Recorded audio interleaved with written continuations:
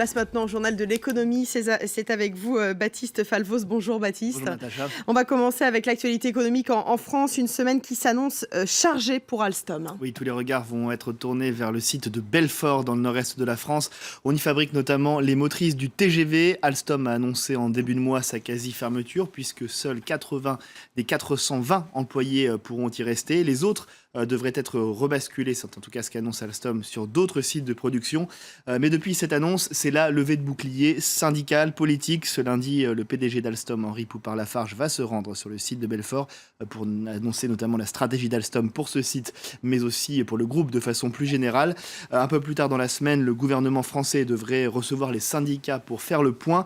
Gouvernement qui avait d'ailleurs promis des réponses à la fin du mois pour sauver Alstom. Alors justement, quelle est la marge de manœuvre du gouvernement français face à ce dossier? Alors, l'État français possède 20% du capital. Il a 2 représentants au sein du conseil d'administration d'Alstom, donc il a forcément son mot à dire. Mais il tenterait surtout en coulisses de convaincre différentes entreprises de passer des commandes à Alstom pour relancer la production, à commencer bien sûr par la SNCF, l'entreprise nationale de chemin de fer, car le problème de fond est là. Si les commandes à l'international se portent bien, celles venues de France se portent mal. Cure d'austérité de l'État français oblige. Et même sur le territoire français, Alstom doit faire face à la concurrence. Il y a un mois, par exemple, la commande de 44 locomotives de manœuvre est passée sous le nez d'Alstom. C'est une commande qui avait été formulée par une société détenue à parité par la SNCF et la Deutsche Bank. Elles lui ont préféré l'allemand Vossloh. Allez, on passe au marché. Baptiste, quelle tendance ce matin? À la baisse ce matin, dans la foulée d'ailleurs de Wall Street vendredi dernier, vous allez le voir, le CAC 40 cède 0,80% à l'ouverture, Francfort, même combat, même chiffre, 0,80%, Londres et le FTSE cèdent 0,50%. Les marchés qui suivent d'ailleurs ceux de l'Asie, qui ont tous également clôturé en baisse un peu plus tôt dans la journée, avec un moins 1,39 notamment à Shanghai pour le Shanghai Composite.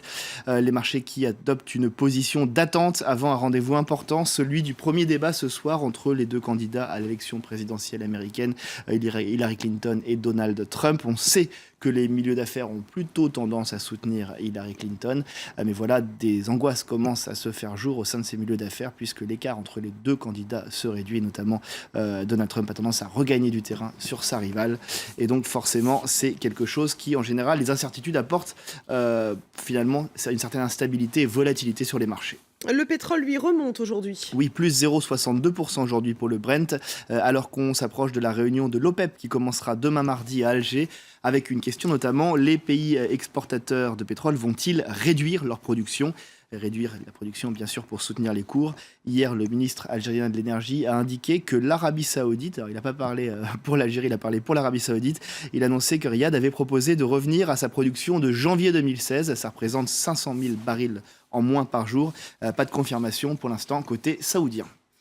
On reste dans les marchés avec la bourse turque qui s'effondre. Oui, moins 3,8% alors que la séance n'est pas terminée. La monnaie turque également est au plus bas depuis un mois et demi suite à la dégradation de la note souveraine de la Turquie par Moody's. L'agence de notation évoque notamment des incertitudes et des inquiétudes plutôt autour de l'état de droit dans le pays. Une décision qui forcément a provoqué la colère d'Ankara. Regardez les explications d'Olivier Boulinck. Le Premier ministre turc est agacé. La note souveraine de son pays a encore été abaissée par l'agence Moody's. Elle est passée en catégorie spéculative.